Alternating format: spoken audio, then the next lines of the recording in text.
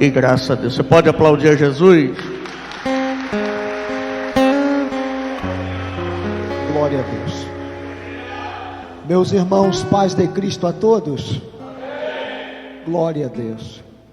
Que bom estar de volta a esta igreja, fazer uso dessa tribuna santa, poder compartilhar com vocês mais uma porção das Escrituras Sagradas, depois de algum tempo, poder voltar aqui, para mim é uma alegria muito especial, e nesta ocasião, que também é um dia memorável para todos nós. No dia de ontem, o pastor de vocês, o meu amigo pastor Gilberto, completou mais uma primavera, e propositalmente eu não liguei para ele, porque disse, amanhã eu vou lá pessoalmente para dar um abraço nele. E confesso que eu não vim aqui com o intuito de pregar, eu vim aqui com o intuito de cultuar com vocês, dar um abraço no meu amigo, mas manda quem pode, obedece quem tem juízo, né, missionário? E como terça-feira é o Dia Internacional das Mulheres, esse mês de março, elas que mandam, e cá para nós, casamento para dar certo, o homem pensa que manda e a mulher finge que obedece. É assim que funciona. O homem inteligente já entendeu isso, mas a mulher inteligente finge direito. O problema é que você não sabe fingir, porque na sua submissão você toma tudo da gente. Aprende isso aqui, recebe, em nome de Jesus. Então, meu amigo pastor Gilberto, parabéns mais uma vez, que Deus em Cristo abençoe a sua vida, continue te dando graça, força, saúde e longevidade, tá bom? Que os teus sonhos se tornem uma realidade para a glória de Deus. Missionária, Deus abençoe a sua vida, parabéns pelo dia de hoje, porque Ele só é grande porque a senhora está ao lado dEle. Deus continue os abençoando. Pastor Isaac, eu profetizo cabelo nessa cabeça. Rapaz, o filho do pastor Isaac é pentecostal com força, né? Ele entrou aqui dentro, falei, meu Deus, é o neto do pastor, gente. Misericórdia, gente. É muita unção, é muita unção. Pega a sua Bíblia sem mais delongas, por favor. Hebreus capítulo 11, os versos 33 e 34. Eu confesso para vocês que quando eu fui saber que pregaria aqui, eu disse, vou pregar isso. Mas depois desse movimento todo, o Espírito Santo mudou a mensagem na minha mente e no meu coração, que se prega isso.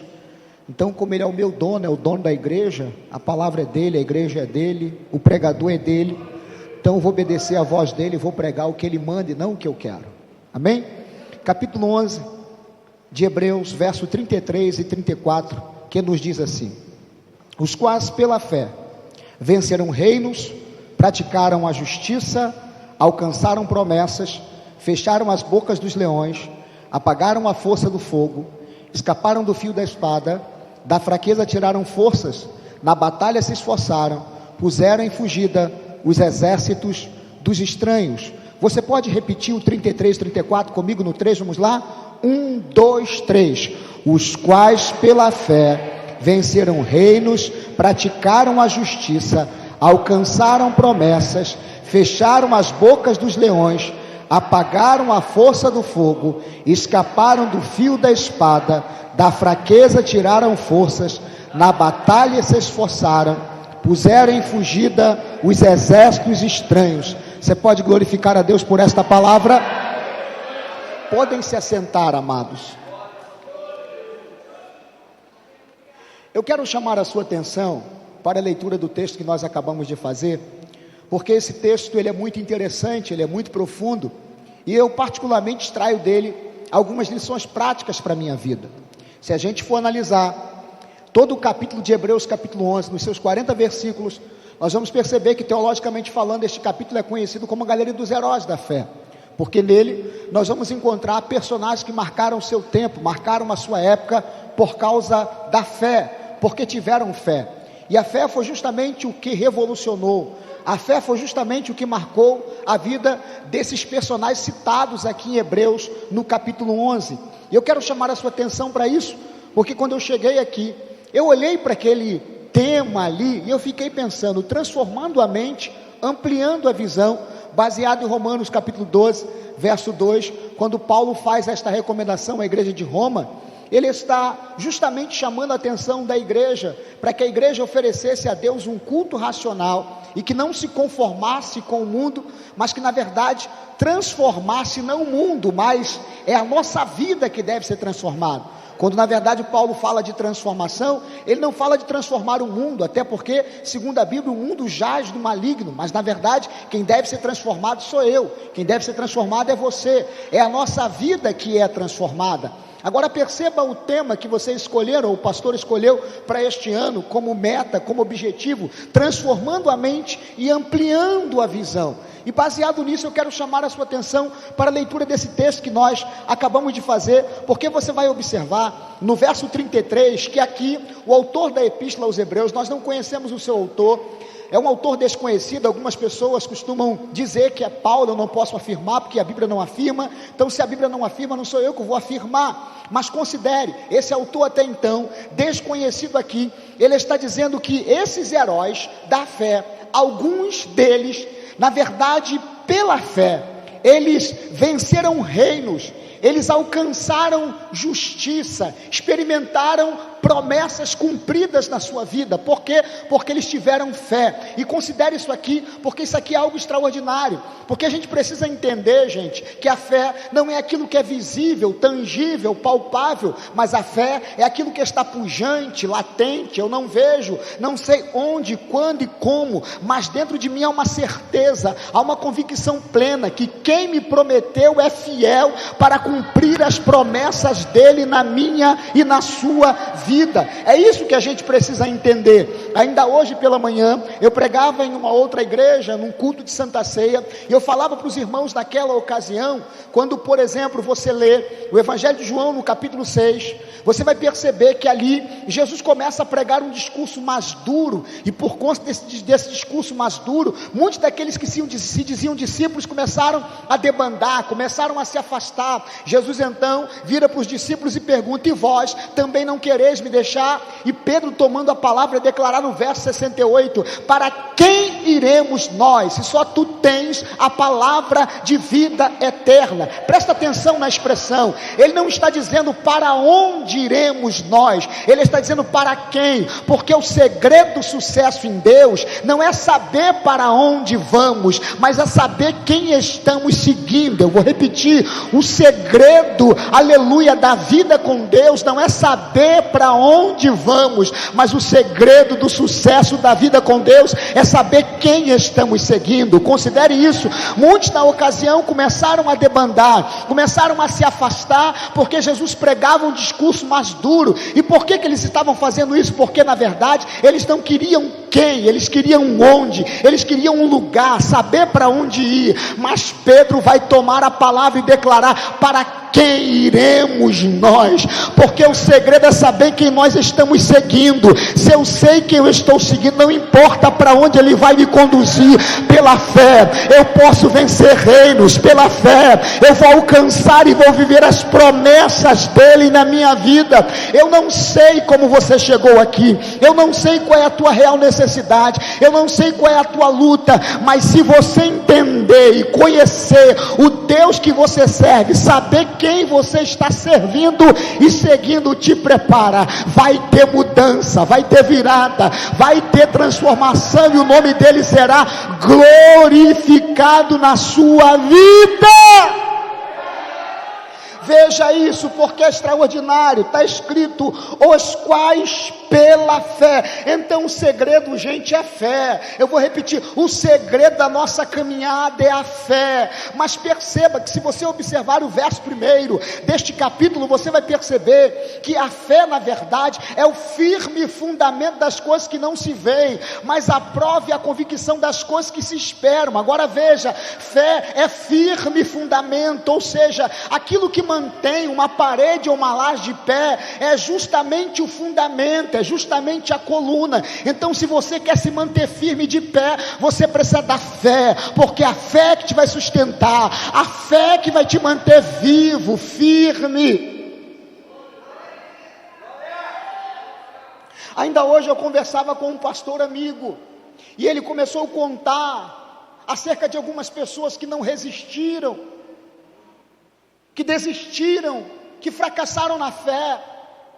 E eu disse: sabe por que isso aconteceu?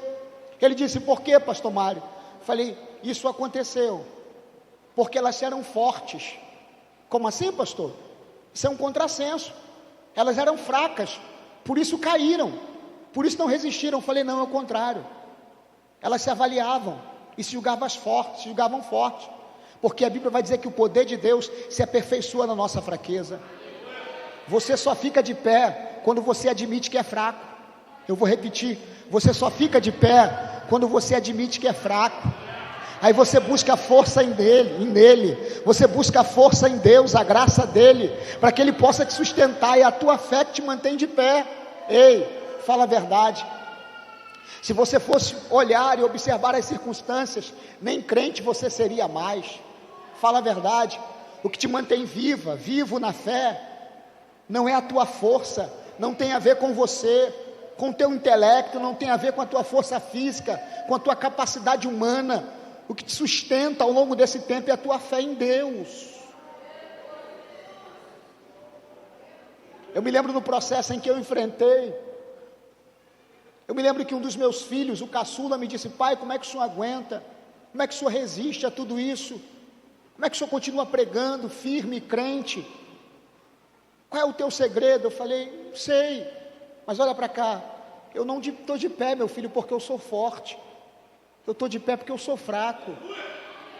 Deus é a minha fortaleza, é Ele que me sustenta. Mas por que o senhor não para? Eu disse: porque o meu chamado é maior que a minha vontade. A minha vontade, humanamente falando, é desistir, é parar. Mas considere isso: ministério não tem a ver com vontade, ministério tem a ver com chamada. Eu vou repetir: ministério não tem a ver com vontade, tem a ver com chamada. Porque vontade, como diz o adágio popular, é uma coisa que dá e passa, entende? Mas quando você tem consciência do teu chamado, você busca força nele, graça dele, sustento nele, renovo dele, força dele. Aleluia! E é isso que nos faz permanecer firmes, de pé. Isso aqui é extraordinário. Agora veja, vale lembrar que nós não somos máquinas, nós não somos super-homens, nós somos de carne e osso, nós temos sentimento. Agora veja, está escrito que da fraqueza eles tiraram força. Sabe qual é a lição que eu aprendo? Eu posso até me cansar na batalha, o que eu não posso é desistir da batalha. Eu vou repetir, eu posso até me cansar na batalha, mas eu não posso desistir da batalha. Cansar faz parte, é normal. Eu posso estar cansado, mas eu não desisto. Eu vou repetir, eu posso estar cansado, mas eu não desisto. Eu sei que comigo está o general que nunca perdeu e nunca vai perder uma batalha. Aleluia, é Ele que nos sustenta. Isso aqui é muito sério, gente. Eu gosto de Paulo, quando Paulo, na sua segunda carta aos Coríntios, no capítulo 12, ele ora para que Deus livre do espinho que ele tinha na carne, porque ele está cansado de sofrer com aquele espinho. Eu não me atrevo a dizer qual era, porque ele mesmo não diz, e se ele não diz, não sou eu que vou inventar. Já ouvi tanta especulação acerca desse espinho, mas, parafraseando, considere comigo, todos nós temos um espinho na carne, todos nós temos alguma coisa que nos fere, que nos machuca, isso é uma verdade. Mas veja, quando ele ora para Deus livrar, para Deus tirar, Deus aparece e vai dizer a ele: não, eu não vou tirar, mas eu te dou graça. A minha graça te basta, e o meu poder se aperfeiçoa na tua fraqueza. Pega isso aqui, irmãos. Deus não tem problema nenhum em lidar com as nossas fraquezas.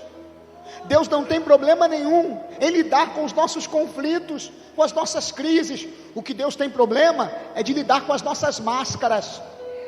Eu vou repetir: Deus não tem problema nenhum em lidar com as nossas crises, com os nossos conflitos, com as nossas dificuldades e até fraquezas, e até com os nossos questionamentos.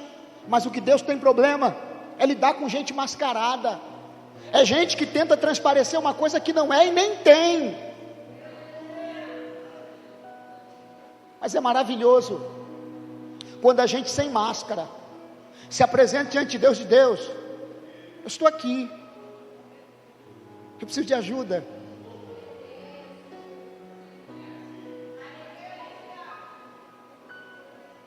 Me sustenta, tem misericórdia de mim. A luta é grande, eu não sei se eu vou resistir, mas eu preciso do Senhor para me sustentar, para me guardar, para me fortalecer. Agora veja, isso ocorre quando eu tenho mente transformada. Eu vou repetir, isso ocorre quando eu tenho mente transformada. Pastor José Gonçalves tem uma frase interessante. Ele diz que a soma do sucesso, na verdade, são pequenos passos. Esse é o segredo do sucesso, a soma de pequenos passos. Agora veja, nenhuma mudança é possível do dia para a noite. Toda mudança é um processo gradativo e constante.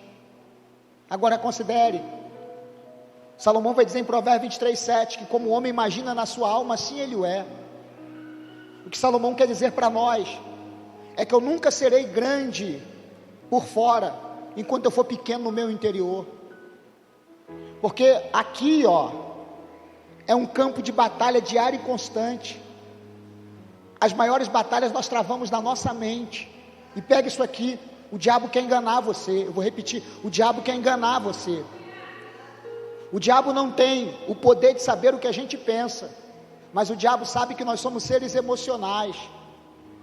Então ele é um psicólogo milenar do mal, e ele procura afetar a tua mente para te colocar para baixo, porque ele sabe que quando ele consegue afetar o teu emocional, você perde a fé. Está entendendo? Você não tem força para caminhar, você fica depressivo, depressiva, amuado, não tem forças para lutar. Mas Deus está dizendo para você o seguinte nessa noite: se eles venceram, eu e você também podemos vencer. Eu vou repetir, se eles venceram, eu e você também podemos vencer. Eles venceram reinos, eu vou repetir, eles venceram reinos, está no plural. Muita gente se levantou para guerrear, para afrontar.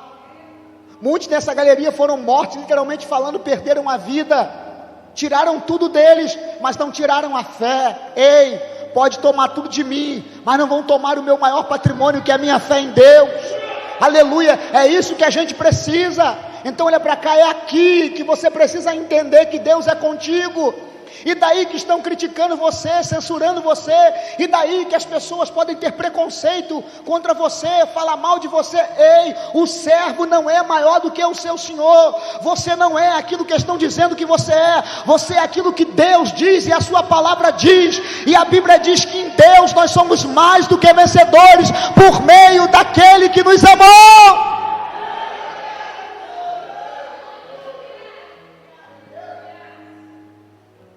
Isso aqui mexe comigo, porque pela fé eles venceram reinos, pela fé eles alcançaram justiça, eles alcançaram promessas, eles fecharam as bocas, no plural, dos leões. Entre eles a gente conhece Daniel. Que mal fez? Qual foi o erro dele? A sua fidelidade o lançou na cova. Vou repetir, a sua fidelidade o lançou na cova dos leões. Agora pega isso aqui.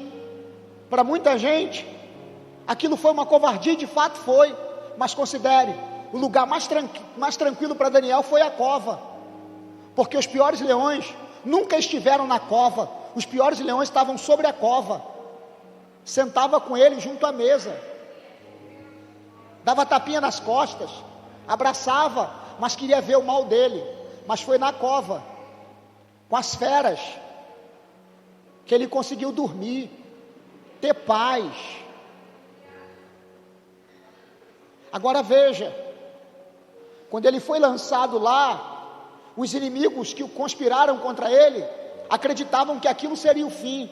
Na verdade era só o começo de uma nova história, era a reviravolta. E quem sabe nem Daniel imaginava que isso pudesse acontecer. Mas olha para cá, pela fé, fechou, literalmente falando, a boca dos leões. Eu vou repetir, pela fé, literalmente falando, fechou as bocas dos leões.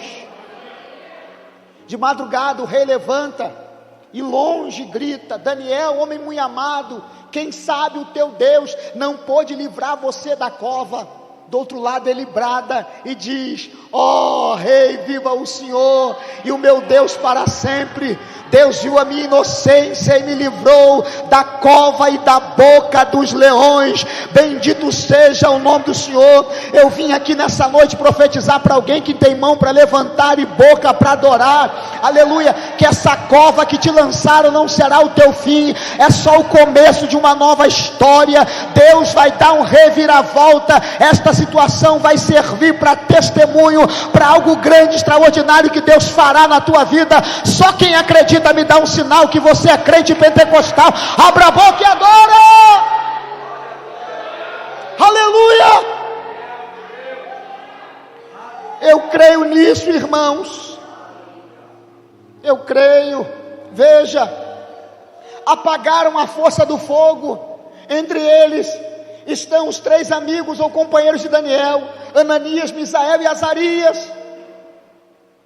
Alguém os delata, os entrega dizendo: tem 3 aí, que veio lá de Judá, de Jerusalém, que estão fazendo pouco caso de ti, do teu decreto, dizem que não vão se prostrar diante da tua estátua, e por conta disso, o monarca da Babilônia fica irado, manda os chamar, e manda aquecer a fornalha 7 vezes mais. Quando eles são colocados diante do monarca, ele questiona e diz: é verdade que vocês estão fazendo pouco caso do meu decreto, que não se prostrarão diante da minha estátua? Quem é o vosso Deus para livrar vocês da minha mão e da fornalha de fogo ardente? E um deles vai dizer: fica tu sabendo, ó rei, que se o nosso Deus quiser, Ele nos livra da tua mão e da tua fornalha, mas se Ele não quiser, nós não nos prostraremos diante da tua estátua. Resultado é que ele chama os homens mais fortes da corte e dá ordem para lançá-los na fornalha de fogo ardente, aquecidas 7 vezes mais. E o fogo estava tão forte que quem lança é que morre queimado. E os 3 que são lançados amarrados, vocês conhecem a história, é visto pelo rei passeando com um 4º personagem na fornalha.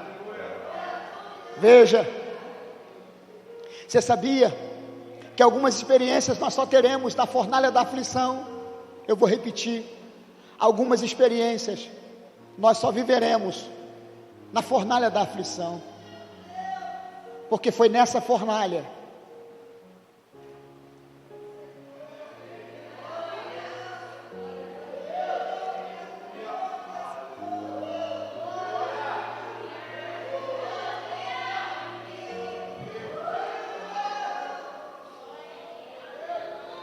do que você tem medo, hein? Está assustada? Está assustado por quê e com o quê?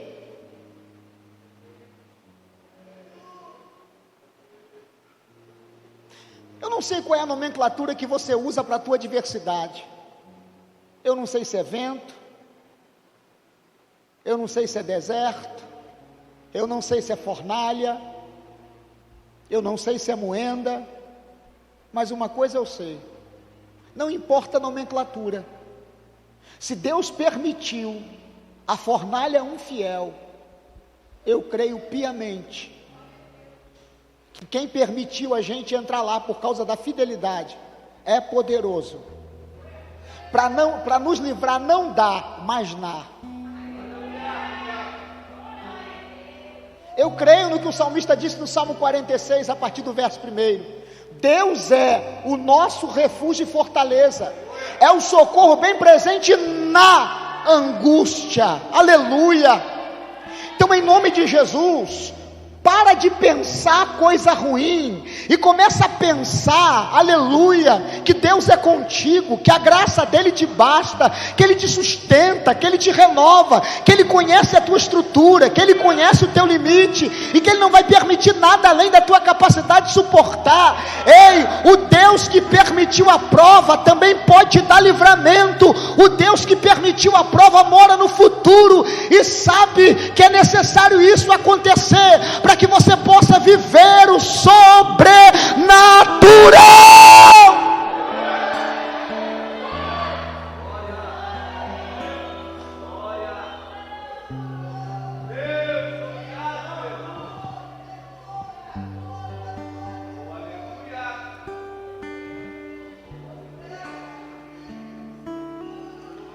Esses dias,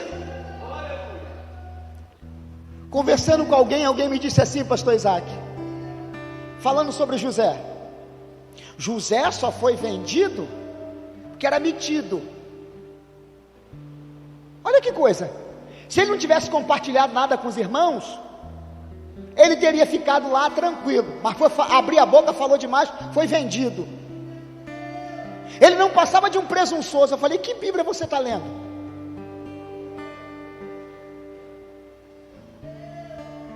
Não, porque ele quis aparecer para a família e por isso foi vendido. Eu falei, rapaz, não invente isso não. Porque considere, se eu não posso compartilhar um sonho com quem é da família, eu vou compartilhar com quem?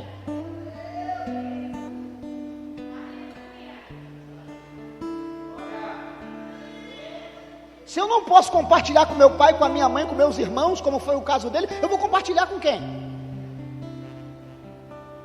E onde está a presunção? Foi ele que disse, vocês um dia vão me servir? Foi ele que disse? Foi ele que disse? Quem disse foi a família. Quem disse foram os irmãos. Ele só sonhou e na inocência compartilhou. Eu vou repetir, e na inocência compartilhou. Não havia presunção, não havia maldade nele. Agora veja, quem foi que disse que ele foi vendido por causa da túnica de cores? Ele foi vendido por causa dos irmãos, porque quem não sonha, odeia quem sonha. Porque as pessoas olham para a tua situação, para o teu momento, e não conseguem imaginar, porque você hoje não tem nada, não pode nada, não é capaz de nada. Como é que você sonha desse jeito?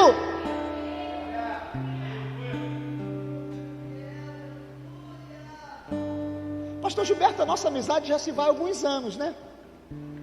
Eu me lembro, a primeira vez que eu vim nessa igreja, eu vim representar o pastor Alaci. Eu era diácono dele ainda, lá no quilômetro 32. Isso deve ter uns 25 anos ou mais. Eu era diácono. A igreja era desse lado, está aqui na minha mente. Era desse lado. Tinha umas colunas no meio, não é isso? Tinha umas colunas no meio, um calor desse tamanhozinho. E eu me lembro que eu vinha participar das vigílias aqui, e eu ouvia e via as profecias para esse pastor, para esta igreja e para esse ministério. Quem sabe naquela ocasião até o Senhor dizia, mas como?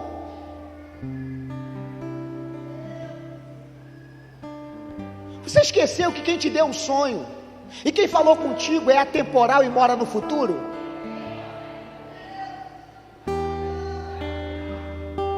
Deus, quando faz uma promessa para alguém, já viu cumprido. Eu vou repetir.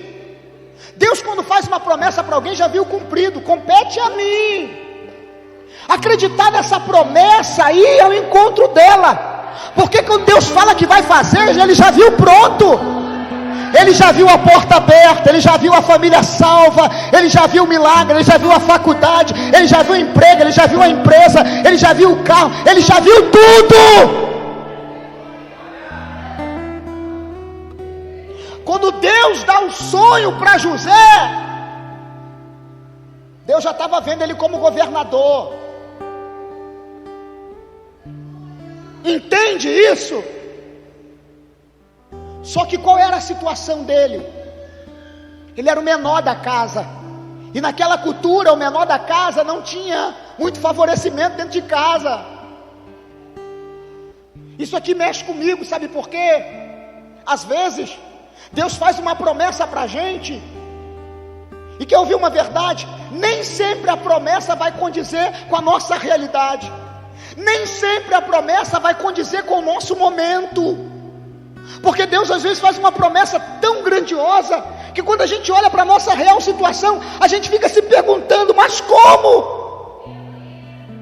Eu não tenho dinheiro, eu não tenho recurso. Arai chorebequendarabacandaraia, uriandolabarabacandaраia. Quem sabe nessa noite eu estou pregando para alguém que tem de Deus uma promessa. Só que o teu estado nesse momento não tem nada a ver com a promessa. Aleluia. Mas o Senhor te trouxe aqui nesta noite para confirmar e corroborar todas as promessas de Deus para a tua vida. Calma, foca a tua mente em Deus, porque quem fez a promessa é fiel. E pela fé, assim como eles alcançaram promessas, nós também vamos alcançar e viver todas as promessas de Deus para a nossa vida.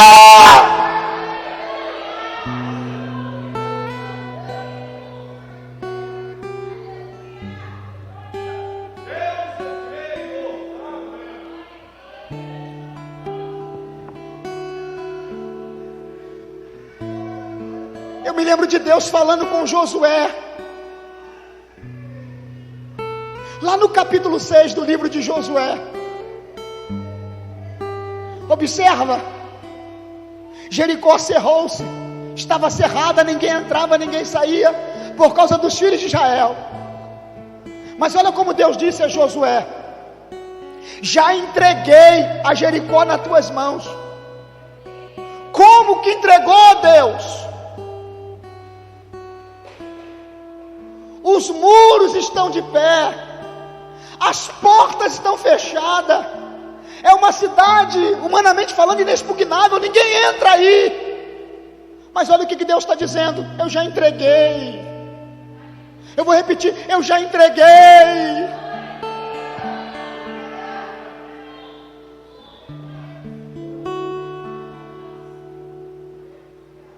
Ainda ontem eu conversava com a minha esposa sobre promessa, e ela disse assim: amor,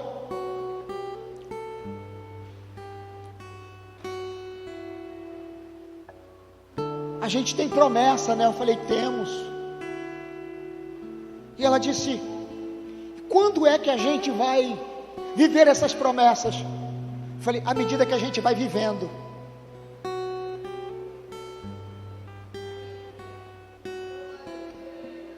Ela disse: como assim, amor? Eu falei: ontem você viveu uma promessa, hoje nós estamos vivendo uma outra. E se amanhã Deus nos permitir viver, amanhã nós veremos outra promessa. Porque poder levantar todo dia é viver uma promessa. E eu disse para ela: dá uma olhada para nós, amor. 2 anos de pandemia, crise para tudo quanto é lado. Hoje a gente vive de aluguel. Diz para mim, amor, qual foi o mês que nós atrasamos o nosso aluguel?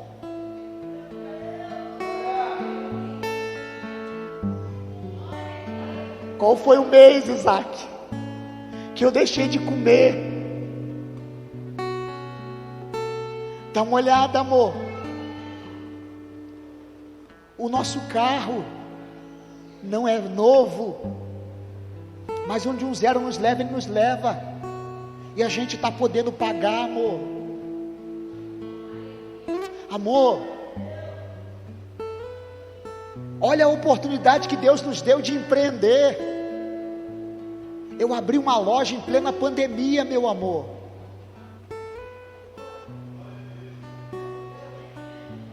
Dá uma olhada, amor. Você ainda tem dúvida que Deus é conosco, meu bem?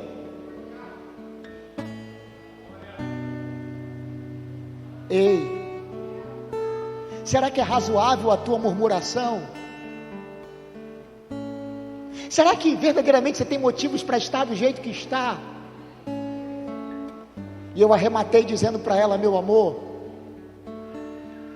Deus pode não me dar o que eu quero, mas o que eu preciso, todo dia.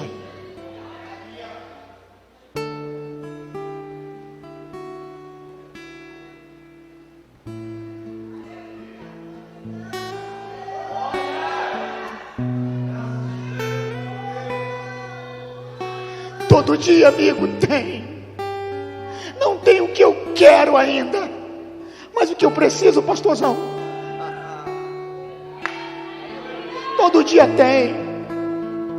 Todo dia tem. Todo dia tem.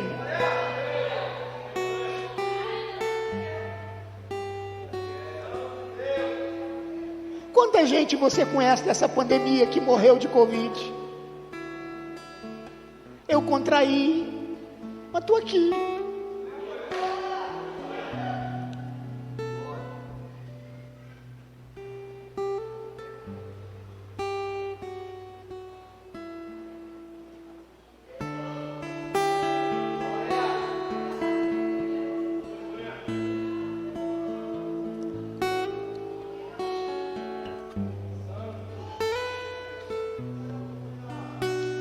Tem coisas que eu nunca vou entender.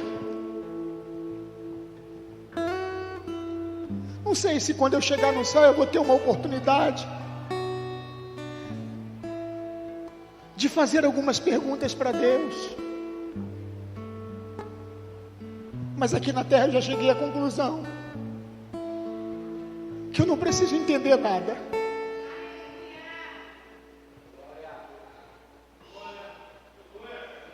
Porque quando a gente tem a mente transformada e a visão é ampliada,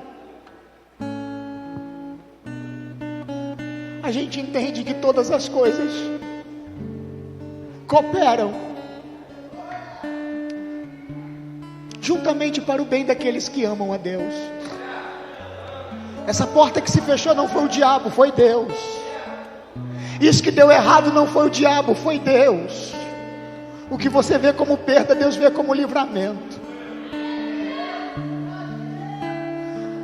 Deus afastou pessoas do seu caminho, da sua vida, porque essas pessoas estavam atrasando você, impedindo o processo de Deus para a tua vida. É por isso que Deus tirou do teu caminho.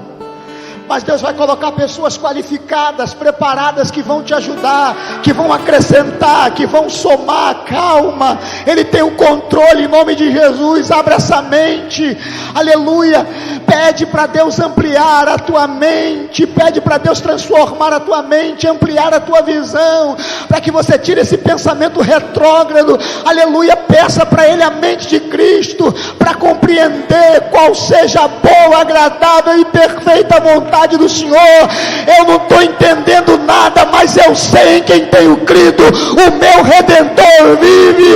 Ele é bom em todo tempo. Deus é bom. Tudo que acontece, Deus tem o controle. Ele é fiel.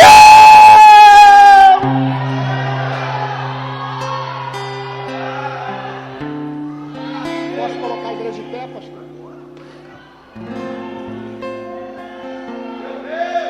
Com a aquiescência do anjo da igreja, fique de pé, por favor.